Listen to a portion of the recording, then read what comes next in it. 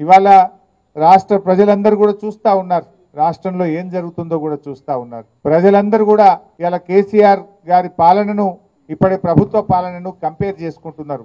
నాడెట్లుండే నేడెట్లున్నది అనేది ఇలా ప్రజల వాళ్ళ ఆలోచనలో కనబడతా ఉంది మనకు. బట్ ఏదైనా ఇలా ఆలోచించండి, మైపాల్ రెడ్డి గారికి పార్టీ ఏం తక్కువ చేసింది?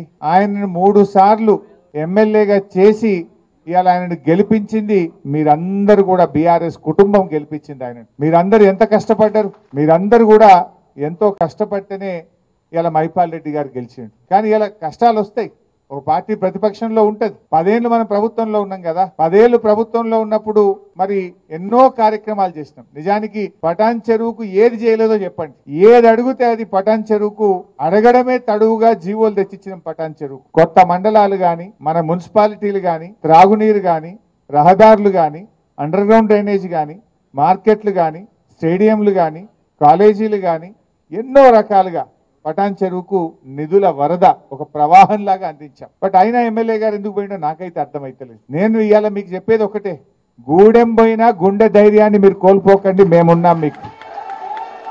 గూడెం పోయినంత మాత్రాన్ని ఎవరు గుండె ధైర్యం కోల్పోవాల్సిన అవసరం లేదు. బీఆర్ఎస్ పార్టీ మీకు అండగా మేమందరం కూడా మిమ్మల్ని కాపాడుకుంటాం.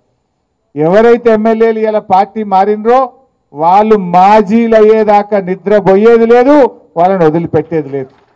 ఇలా ఖచ్చితంగా వాళ్ళు ఏదో రోజు మాజీ కావాల్సిందే, వాళ్ళని మాజీ చేసేది ఖాయం.